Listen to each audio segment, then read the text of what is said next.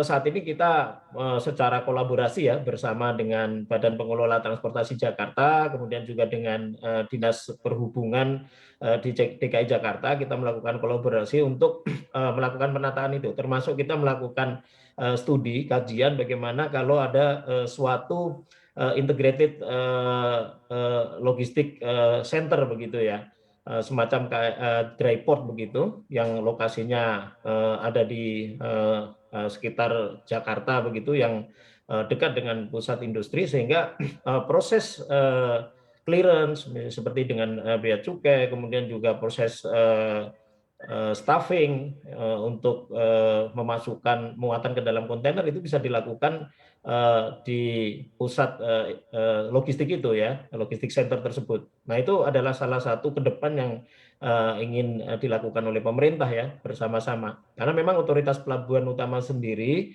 di Tanjung Priok tidak bisa ya melakukan sendiri, karena memang wilayah pengaturan kami sebetulnya hanya di wilayah pelabuhan. Sedangkan untuk pengaturan yang ada di luar pelabuhan ini lebih cenderung dilakukan oleh Badan Pengelola Transportasi Jakarta maupun Dinas Perhubungan DKI. Oke. Dan ini terus Dari kita lakukan. kajian Salah satunya tersebut, juga kita mengembangkan. efektivitasnya sejauh ini berdasarkan kajian tersebut bisa menekan kemacetan berapa persen nih Pak?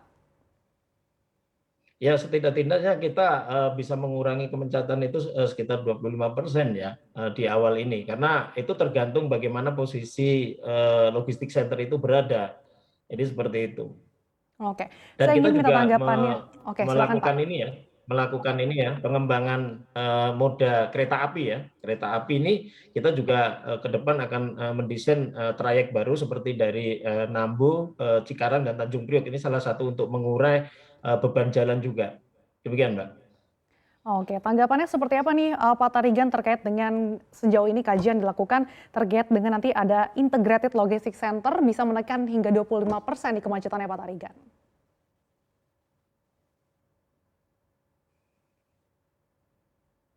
Pak Tarigan sepertinya masih di Ya, mute. memang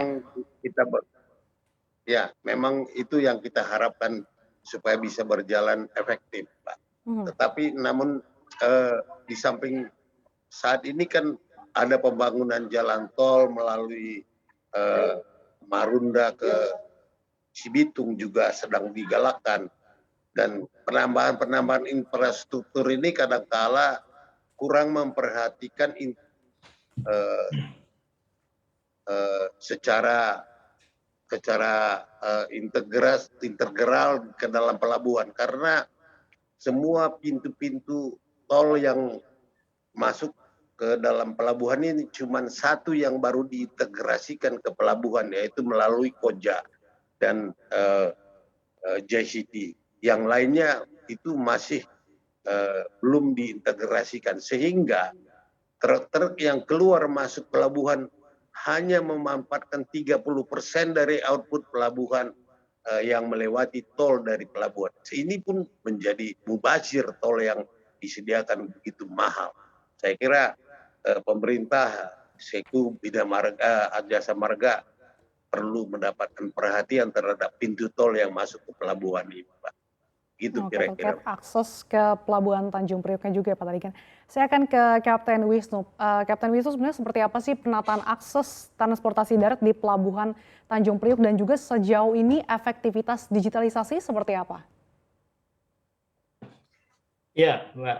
Saya sebelum menjawab ingin menyampaikan ya bahwa sebetulnya kemacetan yang terjadi itu tidak terjadi setiap hari ya. Ini bukan untuk membela diri ya, tapi karena memang ada situasi kondisi yang kadang-kadang menjadi pemicu macet. Yang pertama yang menjadi pemicu macet itu adalah kalau terjadi kecelakaan di jalan raya ya, atau di jalan tol. Itu misalkan kecelakaannya di jalan tol atau misalkan di jalan raya Cilincing misalkan, itu akan mengakibatkan ekor kemacetannya itu sampai ke dalam pelabuhan seperti beberapa minggu yang lalu terjadi gitu. Jadi tapi kalau tidak ada kecelakaan ya normal saja gitu. Kemudian kecelakaan juga bisa ulangi. Kemudian kemacetan juga bisa terjadi karena adanya perubahan jadwal kapal ya, perubahan jadwal kapal yang tidak langsung diketahui oleh operator truk ya, sehingga truk ini secara teori harusnya masuknya itu secara bergantian ke wilayah Jakarta Utara, tapi karena ada perubahan jadwal kapal itu kadang-kadang mereka masuknya seharusnya tidak waktunya masuk tapi sudah masuk gitu ya. Nah itulah yang kedepannya kita melalui program digitalisasi yang ada itu setiap truk akan terregistrasi di dalam sistem tracking ID yang kedepannya akan kita kembangkan ke dalam suatu sistem yang namanya truk booking ya, truk booking system, di mana di dalam truk booking system itu semua truk yang mengangkut kontainer baik ekspor atau impor atau untuk delivery dan receiving itu akan terdata ya, terkontrol sehingga kapan-kapan dia waktunya masuk ke Jakarta Utara atau ke Tanjung Priok itu bisa kita atur karena mereka juga terhubung dengan semacam Google Map begitu ya. Nah itu kedepannya yang seharusnya bisa kita lakukan bersama-sama dan saya juga terima kasih ini ke Pak Gemilang Tarigan, Aptrindo sudah cukup membantu di dalam penyelenggaraan pendaftaran STID. Per hari ini kurang lebih sekitar 10.500 Mbak Sasa yang sudah masuk di dalam program STID dan target kita tidak-tidaknya sekitar 20.000 truk ya akan masuk di dalam program ini. Kedepannya ini juga bisa diharapkan mengurangi kemacetan setidaknya 15-20% dengan pengatur yang lebih bagus.